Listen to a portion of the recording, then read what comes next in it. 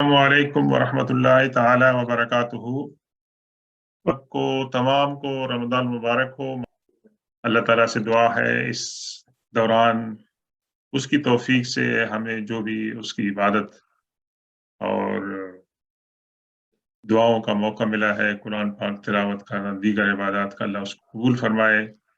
अल्लाह तबारक व ताला आप तमाम को सेहत और आफियत अता फरमाए और अल्लाह करीम इसके जो बाकी दिन रह गए हैं उसमें भी हमें ज़्यादा से ज़्यादा उससे करीब होने का मौका अता फरमाए। अल्लाहुम्मा सल्लि अला सय्यिदिना व मौलाना मुहम्मदिन व अला आलि सय्यिदिना व मौलाना मुहम्मदिन व बारिक व सल्लिम अलैहि।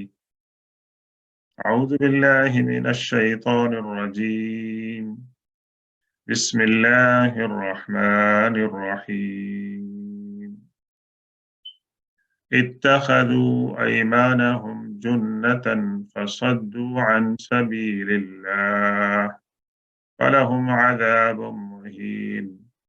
लन तुग़नी अन्हुम अम्वालुहुम वला औलादुहुम मिनल्लाहि शैआ उलाइक अस्हाबुन नारि हुम फ़ीहा ख़ालिदून। यौम यबअथुहुमुल्लाहु जमीअन फयहलिफून लहू कमा यहलिफून लकुम वयहसबून अन्नहुम अला शैइन अला इन्नहुम हुमुल कादिबून। इस्तहवज़ अलैहिमुश्शैतानु फ़अन्साहुम ज़िक्रल्लाह उलाइक हिज़्बुश्शैतान अला इन्न हिज़्बश्शैतानि हुमुल ख़ासिरून। सदक़ल्लाहु मौलाना अज़ीम व बल्लगना रसूलुहुन नबियुल उम्मियुल अमीनुल करीम व नहनु अला ज़ालिका लमिनश शाहिदीन व शाकिरीन वल्हम्दुलिल्लाहि रब्बिल आलमीन। अस्सलामु अलैकुम व रहमतुल्लाहि ताला व बरकातुहू।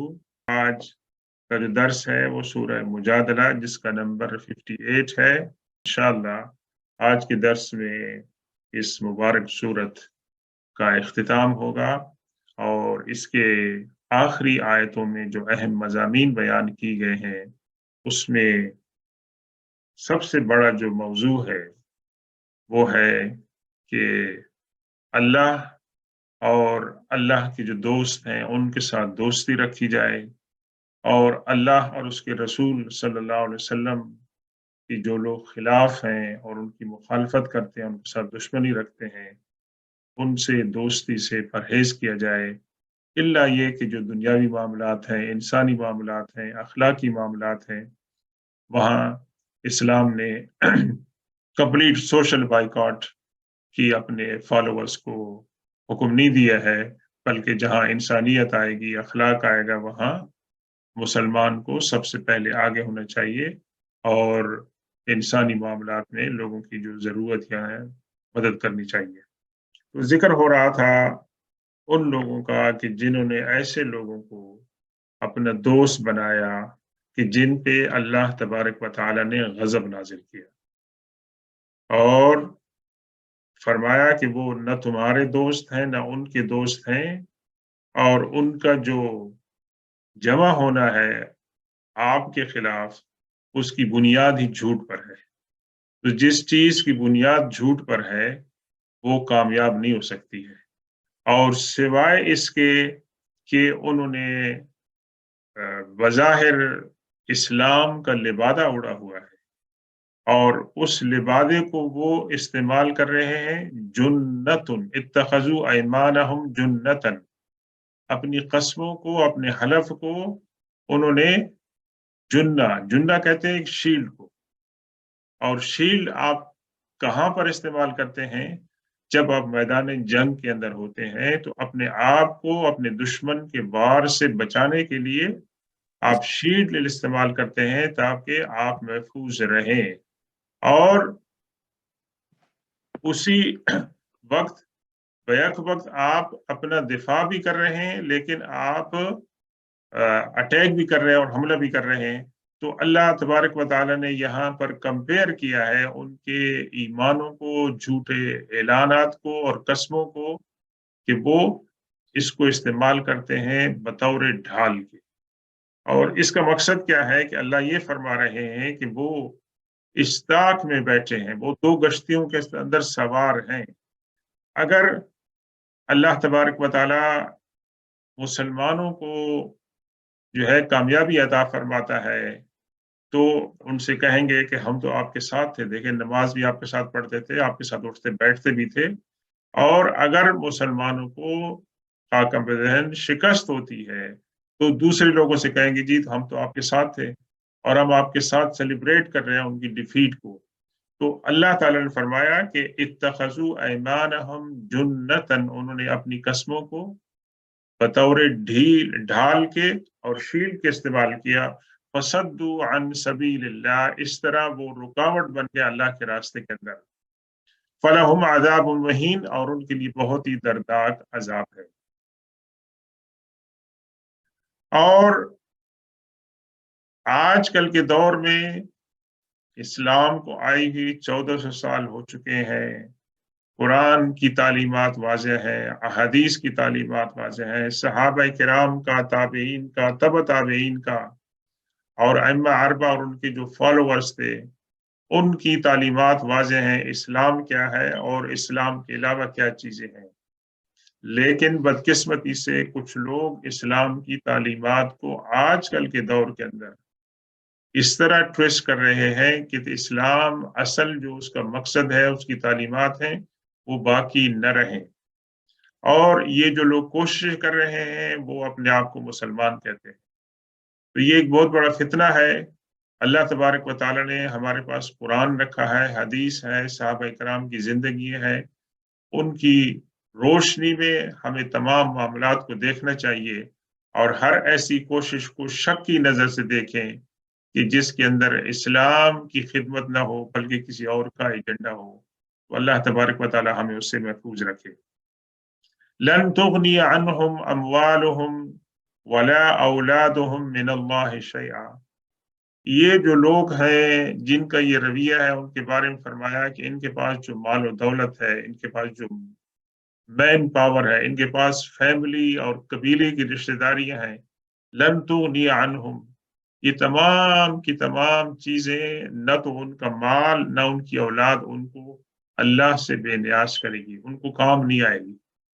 دنیا میں ہیں ان کو استعمال کر رہے ہیں لیکن آخرت میں ان کو کام نہیں آئے گی ذرہ برابر بھی. اولئک اصحاب النار ہم فیہا خالدون، بلکہ یہ لوگ جو ہیں یہ تو ساتھی ہیں، کمپینینز ہیں، ڈویلرز ہیں کس کے؟ جہنم کے، اور وہاں پر وہ رہیں گے کیونکہ ان کا جو رویہ ہے، ان کا جو طریقہ ہے، اس کے اندر اس کا انجام جو ہے وہ یہی ہوگا.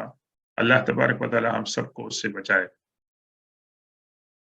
یوم یبعثہم اللہ جمیعا، اس دن کو یاد کریں کہ جب ان سب کو اللہ تعالیٰ اکٹھا کرے، دوبارہ ان کو اٹھائے گا ان کی قبروں سے. جب اللہ تبارک و تعالیٰ ان سب کو اٹھائے گا تو کیا کریں گے؟ فَيَحْلِفُونَ لَهُ كَمَا يَحْلِفُونَ لَكُمْ، دنیا میں تمہارے سامنے قسمیں اٹھاتے ہیں کہ ہم تمہارے ساتھ ہیں، اور وہ یہ بھول جاتے ہیں، دنیا میں بھول جاتے ہیں کہ اللہ جو ہے وہ علیم و بذات صدور ہے. اللہ علیم بذات الصدور ہے، اللہ تعالیٰ دلوں کے حال کو جانتا ہے. اور ان میں سے کئی ایک ایسے ہیں کہ جو ایکسپوز ہو چکے ہیں اپنے عمل کی وجہ سے، اور کئی ایسے تھے منافقین میں سے جو ڈرتے تھے کہ کہیں اللہ کی کوئی آیت یا سورت ان کے دلی حالات کے مطابق نازل نہ ہو جائے تو ان کو ایکسپوز نہ کر دے. سورہ توبہ میں اس کا بیان ہوا ہے.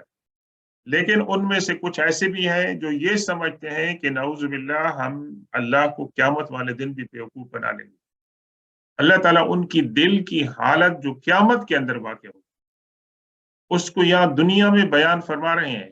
یہ دیکھیں قرآن کی صداقت کی ایک بہت بڑی دلیل ہے کہ قیامت ہزاروں سالوں کے بعد جب واقع ہوگی اور بس اس وقت جب وہ اللہ کے سامنے پیش ہوں گے اور اللہ تعالیٰ ان سے پوچھے گا ان اعمال کے بارے میں، فَيَحْلِفُونَ لَهُ، تو اس دن بھی اللہ کے سامنے قسم کھائیں گے کہ اللہ نہیں، ہم تو ایسی بات نہیں تھی. یعنی اللہ کو اپنی نظروں سے دیکھ لیا ہے، قیامت کو ہوتی ہوئی دیکھ لیا ہے، قیامت کے بارے میں شک تھا، اللہ کے بارے میں شک تھا، اسلام کے بارے میں شک تھا، حضور پاک صلی اللہ علیہ وسلم کے بارے میں شک تھا، یہ تمام شکوک اب تو زائل ہونے چاہیے جب آنکھوں سے دیکھ لیا ہے کہ واقعات کیا ہے۔ لیکن اس دن بھی اللہ کے سامنے قسم کھائیں گے کہ نہیں اللہ ہم تو ایسے نہیں تھے۔ دنیا میں تو انسانوں کے سامنے قسم کھا رہے ہیں، ان کو بیوقوف بنانے کی کوشش کر رہے ہیں، لیکن وہ قیامت میں اللہ کے سامنے جب کھڑے ہوں گے تو اس وقت بھی کہیں گے، اور یہ انسان کی نیچر ہے کہ قیامت والے دن جب اس کو اس کا اعمال نامہ دکھایا جائے گا تو وہ اعمال کا انکار کرے گا کہ نہیں یہ تو کام میں نے نہیں کیا، بس یہ بھی نہیں کیا، یہ بھی نہیں کیا۔ تو اس کے سامنے گواہ پیش کی جائے، گواہ اپنی باڈی میں سے پیش کی جائیں گے، گواہ زمین میں سے پیش کی جائیں گے جی، اور گواہ جو ہے وہ دیگر پتھر جمادات جو ہے، یہ تمام کی تمام چیزیں جو ہے گواہ ہوں گے اس وقت انسان کے سامنے، کہ جب انسان کے سامنے کوئی بہانہ جو ہے وہ کام نہیں آئے گا۔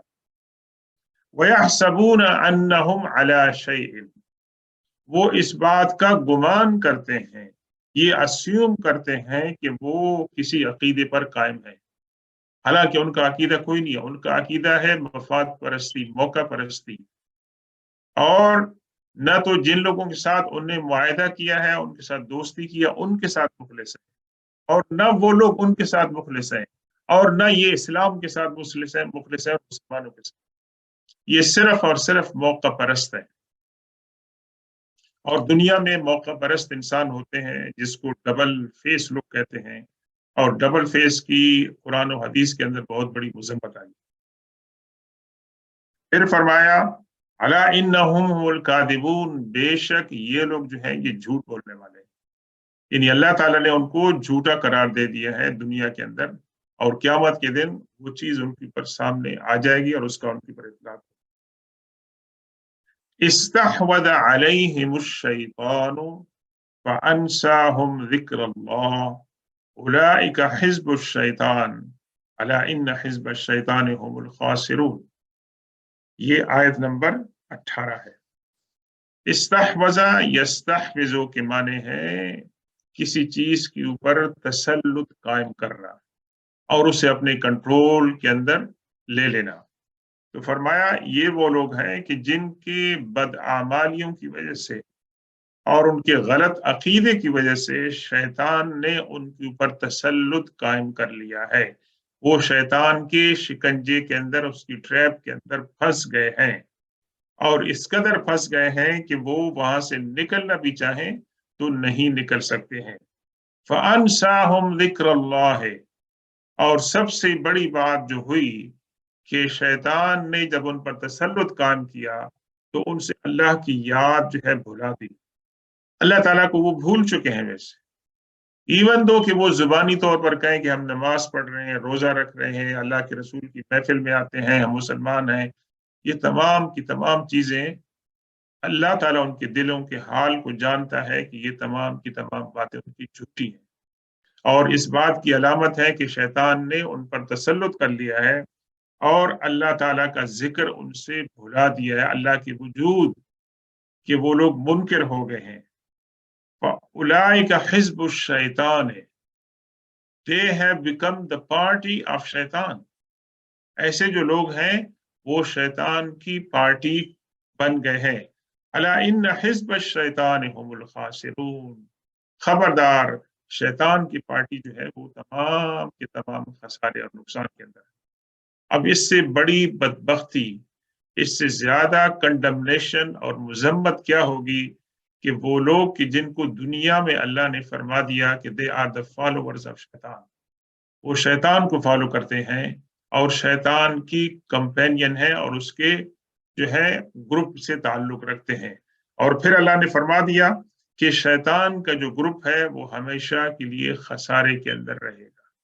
تو اللہ تبارک و تعالیٰ نے تو ان کو دنیا کے اندر ان کی بدبختی کی جو ہے سزا سنا دی ہے، اور قیامت کے اندر الیاذ باللہ جو سزا ہوگی اللہ تعالیٰ اس کو بچائے کہ وہ جہنم کے سب سے جو آخری اور نچلا گھڑا ہوگا اس کے اندر وہ ہو، कुफार और मुशरिकीन से नीचे भी एक गड़ा होगा जो मुनाफिकीन के लिए रखा गया है, वो उसके अंदर जाएंगे। तो ये अल्लाह तबारक व तआला ने उनको यहाँ पर बहुत ही शदीद अल्फाज के अंदर उनकी मजम्मत फरमाई।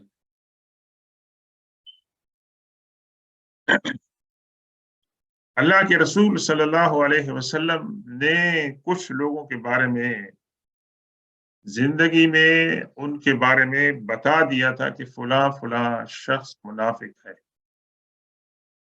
और हजरत हुजैफा बिन यमान रजी अल्लाह तआला अन्हु हुजूर सल्लल्लाहु अलैहि वसल्लम के एक बहुत करीबी सहाबी थे, वेरी वेल ट्रस्टेड, और उन्होंने बहुत सी हदीसें रिवायत की हैं। और उनके वेल ट्रस्टेड होने की एक बहुत बड़ी अलामत क्या थी कि अल्लाह के रसूल सल्लल्लाहु अलैहि वसल्लम ने उनको एक रजिस्टर दिया था जिसमें मुनाफिकीन के नाम थे। और उस लिस्ट में कुछ लोगों के नाम तो जाहिर हो चुके थे, लेकिन कुछ के नाम जाहिर नहीं किए थे, क्योंकि इस्लाम के अंदर नेम और शेम जो है, इसकी अलामत, इसकी इजाजत नहीं है। लेकिन हजरत उमर जैसे सहाबी हजरत हुजैफा बिन यमान से पूछते थे कि मेरा नाम तो उस लिस्ट में नहीं है, मुझे बता दो कि मैं मुनाफिकीन में तो नहीं हूँ। चुनांचे इसी तरह का एक वाक़या जिक्र है कि अल्लाह के रसूल सल्लल्लाहु अलैहि वसल्लम अपने सहाबा के साथ एक दरख्त के नीचे आराम फरमा रहे थे, और वहां पर साया थोड़ा सा उसके पर पड़ रहा था।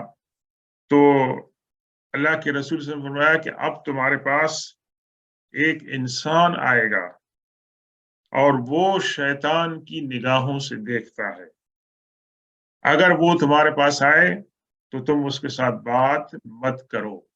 इस असना में एक शख्स आया कि जो उसकी जो आंखें थी वो नीले रंग की थी, और उसको आ, अल्लाह के रसूल सल्लल्लाहु अलैहि वसल्लम ने बुलाया और उससे पूछा कि तुम किस बात पर मेरे खिलाफ मुखालफत की बातें करते हो और दुश्मनी करते हो, तुम और तुम्हारे फुला फुला दोस्त।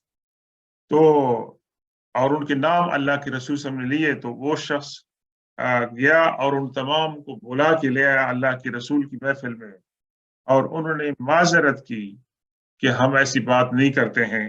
तो अल्लाह ताला ने उसके जवाब में फरमाया कि ये कस्में उठाएंगे जिस तरह आपके सामने भी कस्में उठा रहे हैं, तो ये लोग झूठे लोग हैं, इनके ऊपर एतबार मत करें।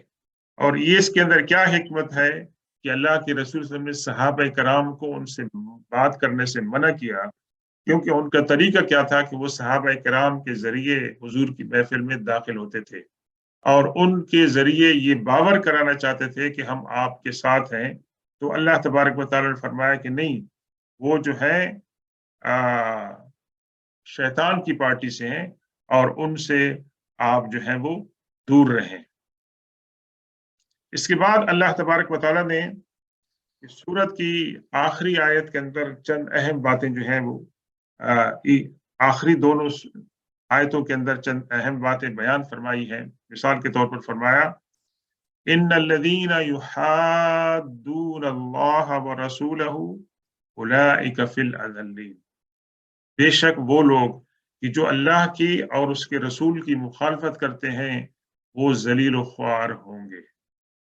इस आयत के शान नुज़ूल के बारे में ये कहा जाता है कि सहाबा कराम के सामने जब खैबर फतह हुआ और जजीरा अरब के बहुत से दूसरे इलाके जब फतह हुए, तो उन्होंने इस ख्वाहिश का इजहार किया कि काश रोम और मिस्र और उस वक्त की जो बड़ी सल्तनतें थी ईरान, ये हमारे पास भी आ जाए तो क्या होगा। यानी वहां भी दीन का गलबा जब आ जाएगा तो बड़ी बात होगी। इस ख्वाहिश का उन्होंने इजहार किया। तो अब्दुल्ला बिन अबी सलूल जो वहां पर मौजूद था और वो मुनाफिकीन का सरगोना था, उनका लीडर था, उसने टॉन्ट मारी कि ये तुमने इनको क्या मतलब है कि कुछ गांव समझे हैं, ईरान की और रोम की बड़ी बड़ी सल्तनतें हैं, तुमने को उनको तरने वाला समझा है कि इसी तरह तुम उनको हड़प कर ले जाओगे और तुम्हें मतलब है कि उसके अंदर कोई रेजिस्टेंस नहीं होगी, कोई परेशानी नहीं होगी, आसानी से तुम्हारे हाथ में आ जाएंगे। तो अल्लाह तबारक व तआला ने ये आयत नाजिल फरमाई कि अल्लाह तबारक व तआला کے साथ जो लोग मुखालफत करते हैं वो जलील होंगे, ह्यूमिलिएट होंगे। और फिर फरमाया कतब अल्लाह तबारक व तआला ने इस बात को बतौर फर्ज के, एक डॉक्यूमेंट के जारी फरमा दिया है। अना व रसूल अगलिबन अना व रसूली, बेशक मैं और मेरे जो पैगंबर हैं, मेरे जो रसूल हैं, वो लोग गालिब आएंगे, यानी उनको डोमिनेशन मिलेगा। इन्नल्लाह कवियुन अजीज, बेशक अल्लाह तबारक व तआला कुदरत वाला है और वो गालिब है। यानी आज के जिन चीजों को मुशरिकीन और मुनाफिकीन नामुमकिन समझ रहे हैं, अल्लाह तबारक व तआला के लिए वो मुमकिन है। अल्लाह तबारक व तआला मुसलमानों को एक न एक दिन ईरान और रोम पर गलबा अता फरमाएगा। और वो वक्त आया कि वाकई ईरान और रोम की अजीमुशान सल्तनतें और जो सुपर पावर्स थी उस दौर की, वो मुसलमानों के तसल्लुत के अंदर आ गई, क्योंकि अल्लाह तबारक व तआला ने उनसे वादा फरमाया था। और अल्लाह तबारक व तआला जब किसी चीज का वादा करता है तो कोई उसको रोक नहीं सकता है। इसके बाद आखिरी आयत जो है नंबर 22, उसके अंदर अल्लाह तबारक व तआला ने मुसलमानों को एक बहुत बड़ा उसूल बताया, और वो उसूल न सिर्फ उस दौर के मुसलमानों के लिए था बल्कि हमारे लिए भी आज भी है वैसे, और जिसकी रोशनी में हम देख सकते हैं कि हम इस्लाम के साथ कितने मुखलिस हैं और जो लोग इस्लाम के मुखालिफ हैं उनके साथ हमारी कितनी हमदर्दी है। फरमाया ला तजिदु कौमन युमिनून बिल्लाहि वल यौमिल आखिर, ए रसूल सल्लल्लाहु अलैहि वसल्लम, आप नहीं पाएंगे किसी कम्युनिटी को, किसी ग्रुप को कि जो अल्लाह और आखिरत पर ईमान रखते हैं। जो लोग ये दावा करते हैं कि हम अल्लाह और आखिरत पर ईमान रखते हैं, युवादून मन हाद्दल्लाह व रसूलहू, वो मोहब्बत करते हैं उन लोगों के साथ कि जो अल्लाह और उसके रसूल सल्लल्लाहु अलैहि वसल्लम की मुखालफत करते हैं। यानी फरमाया कि दो बातें इकट्ठी नहीं हो सकती हैं। एक तरफ एक ही इंसान दावा करता है, एक कौम, एक कबीला दावा करते हैं कि हम अल्लाह और उसके रसूल से मोहब्बत करते हैं और उसको फॉलो करते हैं, ये एक तरफ बात है। दूसरी तरफ वो लोग हैं जो अल्लाह और उसके रसूल की मुखालफत करते हैं, तो ये सो कॉल्ड मुसलमान उनके साथ मोहब्बत करते हैं, उनके साथ दोस्ती करते हैं। अल्लाह ने फरमाया कि ये नहीं हो सकता है, ये बात नहीं हो सकती है। क्यों? कि फरमाया वलाउ कानू आबाअहुम व औ अबनाअहुम, अगरचे वो लोग जिनके साथ वो दोस्ती कर रहे हैं वो उनके आबा व अजदाद हो, अबनाअहुम उनके बेटे हों, उनकी औलादे हों, औ इख्वानुहुम उनके भाई हों, औ अशीरतहुम या उनके कबीले वाले हों। ये बात अल्लाह तबारक व तआला ने फरमा दी कि ये बात नामुमकिन है कि एक तरफ एक इंसान के दिल के अंदर ईमान की रोशनी और नूर हो, दूसरी तरफ वो लोग हैं कि जिनके दिल ईमान की रोशनी से महरूम है, उनके दिल तारीक हैं। क्यों तारीक हैं? अल्लाह और उसके रसूल सल्लल्लाहु अलैहि वसल्लम की मुखालफत की वजह से। तो ये जो ईमान वाले हैं जिनको अल्लाह ताला ने रोशनी दी है, ये उनके साथ अगर दोस्ती करें ये बात नहीं हो सकती है। ये बात अल्लाह ताला ने फरमा दिया कि ये बात ऐसी नहीं हो सकती है। एक तो उसूल बयान फरमा दिया। अब वाकयात की आप हालात देखें कि वाकया तौर पर ऐसे सहाबा इकराम से हुआ कि उन्होंने इस उसूल पर अमल किया, और आपको इसकी मिसालें मिलती हैं। मिसाल के तौर पर जंग बदर के अंदर हुजूर पाक सल्लल्लाहु अलैहि वसल्लम के एक बहुत ही बड़े सहाबी, जानिसार, मोहब्बत करने वाले, जिनको अल्लाह के रसूल सल्लल्लाहु अलैहि वसल्लम ने क्या खिताब दिया था? अमीनुल उम्मा, जो उम्मत मुस्लिमा के जो अमीन हैं, अमानतदार हैं, ट्रस्टवर्दी हैं, वो उनको टाइटल दिया था, और उनका नाम था हजरत उबैदा बिन जर्राह रदियल्लाहु अन्हु। अब बदर के अंदर जो लड़ाई हो रही है, तो लड़ाई के अंदर एक तरफ باپ ہے اور مخالف گروپ میں بیٹا ہے، ایک طرف بھائی ہے اور مخالف گروپ میں بھائی ہے، کزنز ہیں، اور اس طرح کے جو قریبی رشتہ دار ہیں، ایک ہی خاندان کے تو لوگ تھے، اور اسلام کی وجہ سے، کفر کی وجہ سے وہ بٹ گئے تھے، لیکن لڑائی میں وہ ڈفرنٹ کیمپ میں تھے۔ تو یہ تو نہیں ہو سکتا تھا نا کہ جب لڑائی ہو رہی ہو اور ایک ہی تلوار کے سامنے دوسرا آ جائے اور وہ اس کو چھوڑ دے کہ یہ میرا بھائی ہے، یہ میرا کزن ہے۔ یہ بات تو بہت ہی مشکل تھی۔ اللہ تبارک و تعالیٰ نے یہاں مسلمانوں کا امتحان لینا تھا، اور یہ بہت بڑا کٹھن امتحان تھا۔ اس کے اندر حضرت ابو عبیدہ بن جراح رضی اللہ تعالیٰ عنہ نے جنگ بدر کے اندر اپنے سگے والد کو اپنی تلوار سے قتل کیا، اور آتا ہے کہ انہوں نے کئی دفعہ ان کو اوائڈ کرنے کی کوشش کی، لیکن ان کی وار کے سامنے وہ آ جاتے تھے۔ تو ان کو جب ان کو اوپر تلوار انہوں نے چلائی، تو ان کو اس بات کی فکر نہیں تھی کہ یہ میرا والد ہے، ان کو اس بات کی فکر تھی کہ یہ مخالفین کے گروپ سے تعلق رکھتے ہیں اور یہ اللہ کے رسول صلی اللہ علیہ وسلم اور ان کے صحابہ کے اوپر اٹیک کر سکتے ہیں۔ حضرت ابو عبیدہ بن جراح رضی اللہ تعالیٰ عنہ کے ایمان نے اس بات کو الاؤ نہیں کیا، اور چنانچہ انہوں نے اپنی تلوار اپنے والد کے اوپر چلا دی۔ یہ دنیا نے دیکھا پہلی دفعہ، اور سوائے اس کے اور کوئی بات نہیں تھی کہ ان کا جو دین تھا اور ایمان تھا وہ ان کے سامنے تھا۔ اور اس کی اور بہت ساری مثالیں ملتی ہیں۔ مثال کے طور پر کہ حضرت مصعب بن عمیر رضی اللہ تعالیٰ عنہ بھی ایک جوان صحابی تھے، اور انہوں نے دنیا کی تمام جو آسائش ہیں ان کو چھوڑ کر اسلام قبول کیا تھا۔ ان کے دو بھائی اس لڑائی میں شریک تھے، ایک تھا نام عبید بن عمیر، اس کو انہوں نے قتل کیا، اور پھر ان کا ایک بھائی جو تھا وہ گرفتار ہوا اور جنگی قیدی بن گیا، اور اس کو ایک انصاری مسلمان نے اپنے اس کے اندر رکھا تھا، قید میں رکھا تھا۔ تو حضرت مصعب بن عمیر رضی اللہ تعالیٰ جب دیکھا کہ میرا بھائی اس انصاری کی گرفت میں ہے، تو فرمایا کہ اس کی گرفت کو ٹائٹ کرو، اس کو مضبوط کرو تاکہ اس کو احساس ہو، اور اس کا جو تم رینسم مقرر کرو گے وہ اس کو بہت زیادہ ہائی رکھو۔ کیوں فرمایا؟ کہ اس کی والدہ بہت مالدار خاتون ہے، اور جو آپ رینسم فدیہ مانگیں گے وہ آپ کو دے گا۔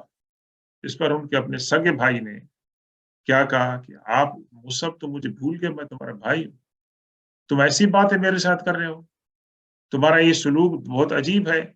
تو حضرت مصعب بن عمیر رضی اللہ تعالیٰ نے جواب دیا کہ تم میرے بھائی نہیں ہو، میرے بھائی یہ ہیں، یہ انصاری ہیں کہ جنہوں نے آپ کو پکڑا ہوا ہے، اور جب تک آپ فدیہ نہیں دیں گے آپ کو آزاد نہیں کریں گے۔ اسی طریقے سے حضرت عمر نے اپنے ماموں عاص بن ہشام بن مغیرہ کو قتل کیا تھا اس لڑائی کے اندر، اور اسی طرح اس لڑائی کے اندر حضرت ابو بکر صدیق رضی اللہ تعالیٰ عنہ اور ان کے بیٹے عبد الرحمن بن ابی بکر کا ٹاکرا ہوا۔ تو حضرت ابو بکر صدیق رضی اللہ تعالیٰ عنہ فرمایا کہ اگر تم میرے سامنے آئے ہوتے تو میں اس کا فرق نہیں کرتا کہ تم میرے بیٹے ہو، میں تمہارے اوپر تلوار چلا دیتا، کیونکہ تم اللہ اور اس کے رسول کے دشمن ہو۔ ان کے صاحبزادے نے کیا کہا کہ ابا جان، آپ تو میری تلوار کے نشانے پر کئی مرتبہ آئے تھے، لیکن میرے دل میں یہ شفقت آ گئی کہ میرے ابا جان ہیں، ان کا دین الگ ہے، میرا الگ ہے، لیکن میں نے کہا کہ میں تلوار نہیں چلاتا۔ تو حضرت ابوبکر نے فرمایا اگر تم میرے نشانے پر آ جاتے تو میں تمہیں ایک لمحے بھی نہیں چھوڑتا۔ اسی طریقے سے حضرت علی رضی اللہ تعالیٰ عنہ اور حضرت حمزہ نے عتبہ، شیبہ اور ولید بن عتبہ جو ان کے قریبی رشتہ دار تھے ان کو قتل کیا۔ اسی طریقے سے حضور پاک صلی اللہ علیہ وسلم کے داماد تھے وہ ابو العاص بعد میں جو مسلمان ہو گئے تھے، اور حضرت زینب رضی اللہ تعالیٰ عنہ کے ساتھ وہ شادی شدہ تھے، تو وہ بھی گرفتار ہوئے اور ان کے ساتھ بھی وہی ٹریٹمنٹ ہوا جو دیگر بدر کے قیدیوں کے ساتھ ہوا. یہاں تک کہ آپ دیکھیں گے کہ یہاں تک کہ حضرت زینب رضی اللہ تعالی عنہا نے جب ان کو خبر ملی کہ ان کا شوہر بدر کے قیدیوں میں شامل ہے، تو انہوں نے حضور پاک صلی اللہ علیہ وسلم سے درخواست نہیں کی کہ اس کو آپ چھڑا دیں، یہ آپ کا داماد ہے، بلکہ جو حضور صلی اللہ علیہ وسلم نے اور صحابہ کرام نے رینسم مانگا تھا، اس کے لیے انہوں نے حضرت خدیجہ الکبریٰ رضی اللہ تعالیٰ ان کا جو نیکلس تھا، ہار تھا، جو حضرت خدیجہ نے اپنی بیٹی زینب کو ان کے نکاح کے وقت جہیز میں دیا تھا، تو ایک بہت ہی یادگار نشانی تھی حضرت خدیجہ کی. اور وہ ہار جب پیش کیا گیا، اللہ کے رسول صلی اللہ علیہ وسلم نے دیکھا تو آپ دیکھ کر آپ رو پڑے، آپ کو حضرت خدیجہ یاد آ گئی، اور اس بات پر بھی آپ کو دکھ ہوا کہ میری صاحبزادی کس دکھ سے گزر رہی ہے کہ اس کا قیمتی ہار جو اس کی ماں کی یادگار تھی اس کو دینے پر مجبور ہے. کس لیے؟ اپنے خاوند کو چھڑانے کے لیے. تو یہ تمام کی تمام باتیں کس بات کی علامت تھی؟ اللہ کے اس فرمان کی کہ لا تجد قوما یؤمنون باللہ والیوم الآخر یوادون من حاد اللہ ورسولہ. آپ نہیں پائیں گے کسی ایسی قوم کو، کسی ایسے قبیلے کو کہ جو اللہ اور رسول آخرت پر ایمان رکھتے ہیں اور پھر وہ محبت کرتے ہیں ان لوگوں کے ساتھ کہ جو اللہ اور رسول کے مخالف ہیں، ایون دو کہ وہ ان کے باپ ہوں، ایون دو کہ وہ ان کے بیٹے ہوں، ایون دو کہ وہ ان کے بھائی ہوں، ایون دو کہ وہ قبیلے والے ہوں. اور آپ نے دیکھ لیا کہ کس طرح بدر کے مقام پر صحابہ کرام نے جو ہے اپنے ایمان کی صداقت کی، انہوں نے جو ہے نا قربانیاں پیش کی، بتایا کہ وہ سچے مسلمان ہیں. یہ جنگ کے اندر اگر اپنے والد کو، بھائی کو، رشتہ دار کو قتل کرنا پڑا تو وہ اس سے باز نہ آئے، وہ ان کے راستے میں رکاوٹ نہیں بنی. اولئک کتب فی قلوبہم الایمان وایدہم بروح منہ. یہ صحابہ کرام کی تعریف ہو رہی ہے اللہ تبارک و تعالیٰ کی طرف سے. اور جو لوگ کے صحابہ کرام کے بارے میں باتیں کرتے ہیں ان کو یہ آیت پیش نظر رکھنی چاہیے. اللہ نے فرمایا وہ لوگ ہیں یہ جن کے دلوں میں اللہ نے ایمان کو نقش کر دیا. ترجمہ تو ہے نا لکھنے کا، اللہ نے ان کے دل میں ایمان لکھ دیا ہے. نہیں، اللہ تبارک و تعالیٰ نے ان کے دل میں ایمان کو نقش کر دیا ہے، ان کے دل کے اندر ایمان لکھا جا چکا ہے. یہ اللہ گواہی دے رہا ہے. وَأَيَّدَهُمْ بِرُوحٍ مِّنْهُ. اور اللہ تبارک و تعالیٰ نے ان کی تائید کی ہے، ان کی مدد کی ہے بِرُوحٍ مِّنْهُ، اپنی طرف سے، روح کی طرف سے. یعنی اللہ کی طرف سے روح کا مطلب یہ ہے کہ اللہ کا ایک نور ہے جو اللہ تعالیٰ نے ان کے دلوں میں پیدا فرمایا ہے. یا روح منہ سے مراد یہ ہے کہ غیبی مدد ہے، یا روح منہم سے مراد قرآن پاک بھی ہو سکتا ہے. اللہ تبارک و تعالیٰ نے ان کو جو ثابت قدمی عطا فرمائی تھی وہ بھی اس سے مثال لی جا سکتی ہے. وَيُدْخِلُهُمْ جَنَّاتٍ تَجْرِي مِنْ تَحْتِهَا الْأَنْهَارُ خَالِدِينَ فِيهَا. اور اللہ تبارک و تعالیٰ ان کو ایسی جنتوں کے اندر داخل فرمائیں گے جس میں وہ ہمیشہ رہیں گے. اور یہ تو خوشخبری ہے. ایک اور آنر جو ان کو عطا فرمایا وہ کیا ہے؟ رضی اللہ عنہم ورضوا عنہ. اللہ ان سے راضی ہو گیا ہے، وہ اللہ سے راضی ہو گئے ہیں. اس سے بڑی اچیومنٹ ایک انسان کے لیے کیا ہو سکتی ہے کہ جن کو زندگی کے اندر یہ بشارت دی جائے اللہ تبارک و تعالیٰ تم سے راضی ہو گئے ہیں، اور وہ اللہ کی رضا پر وہ بھی راضی ہو گئے. یہ جو ہے رضی اللہ عنہ، یہ دیکھیں ایک ہم اعزاز کے طور پر لکھتے ہیں صحابہ کرام کے ساتھ، اور یہ قرآن پاک سے محفوظ ہے کہ جب صحابہ کرام کا نام لیں تو آپ رضی اللہ عنہ رضی اللہ عنہا کہیں گے۔ یہ مسلمان قرآن کی اس پیروی کرتے ہیں کہ یہ ایک دعائیہ جملہ ہے اور ایک اعزازی جملہ ہے، جس کے اندر اللہ تبارک و تعالیٰ نے صحابہ کرام کی عظمت کو بیان فرمایا ہے۔ لیکن جب ہم کہتے ہیں رضی اللہ عنہ تو اس کا مطلب دعا ہوتا ہے کہ اللہ تبارک و تعالیٰ ان سے راضی ہو جائے اور اللہ تبارک و تعالیٰ ان کو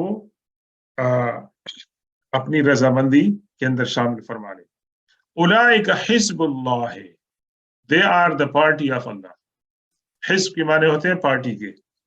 یہ لوگ جو ہے اللہ کی پارٹی سے ہیں، اللہ کا جو گروپ ہے اس سے تعلق رکھتے ہیں۔ اب آپ تھوڑا سا دیکھیں، اس سے پہلے جو آیت تھی، آیت نمبر 19 کے اندر ان لوگوں کو کیا فرمایا؟ اولئک حزب الشیطان، they are the party of شیطان، وہ شیطان کے دوست ہیں۔ یہاں پر وہ لوگ جو اپنے ایمان کے اندر مخلص ہیں، صحابہ کرام، ان کو اللہ نے کیا فرمایا کہ وہ حزب اللہ ہے، وہ اللہ تبارک و تعالیٰ کی پارٹی ہے۔ اور پھر کیا فرمایا؟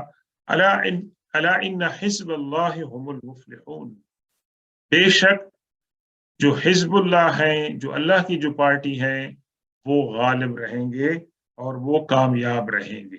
یہ ان کو اللہ تبارک و تعالیٰ نے بشارت دی ہے۔ اسی طریقے سے جو لوگ ان کے راستے پر چلیں گے، صحابہ کرام ہوں گے، اللہ تبارک و تعالیٰ ان کو بھی جو ہے وہ کامیابی عطا فرمائے گا۔ کامیابی سے مراد سوائے دنیا کی کامیابی کی نہیں ہے، کامیابی سے مراد یہ ہے کہ اللہ تعالیٰ ان کو دین پر استقامت عطا فرمائے گا۔ اللہ تبارک و تعالیٰ ان کو آخرت میں ایک بلند مقام عطا فرمائے گا، اور ان کا جو ایمان ہوگا وہ امت کے اندر حضور پاک صلی اللہ علیہ وسلم کے بعد سب سے اعلیٰ قسم کا ایمان ہوگا، اور جن کو اللہ تعالیٰ نے فرما دیا رضی اللہ عنہ و رضوا عنہ۔ تو اللہ تبارک و تعالیٰ سے دعا ہے کہ وہ ہمیں جو حزب اللہ ہے ان کے اندر شامل فرمائے۔ ہمارا اٹھنا بیٹھنا ان لوگوں کے ساتھ ہو جو اللہ اور اس کے رسول صلی اللہ علیہ وسلم کے ساتھ دوستی رکھتے ہیں، ان پر ایمان رکھتے ہیں، جو اللہ اور اس کے رسول صلی اللہ علیہ وسلم کی تعلیمات کو سمجھتے ہیں، ان پر عمل کرتے ہیں، اور اللہ اور رسول صلی اللہ علیہ وسلم کی تعلیمات کے خلاف جو تعلیمات ہیں وہ ان سے نفرت کرتے ہیں اور ان لوگوں کے ساتھ اپنا میل جول نہیں رکھتے ہیں۔ تو اللہ تبارک و تعالی ہمارا ساتھ ان کے ساتھ رکھے، اور اللہ ہمیں قیامت بھی ان کے ساتھ اٹھائے۔ سبحان ربک رب العزت عما یصفون وسلام علی المرسلین والحمد للہ رب العالمین۔ یہ تو اختتام تھا اس عظیم الشان سورۃ المجادلہ کا، اور انشاءاللہ اس کے بعد اگلے درس میں ہم سورہ حشر جو فالوئنگ سورت ہے اس کا آغاز کریں گے۔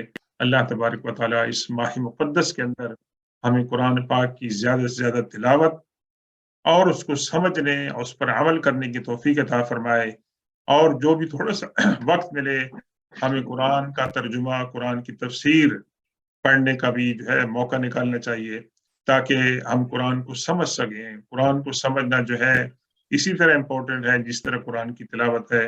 اللہ تبارک و تعالی ہمیں ان نعمتوں سے محروم نہ رکھے۔ سبحان ربک رب العزت عما یصفون وسلام علی المرسلین والحمد للہ رب العالمین۔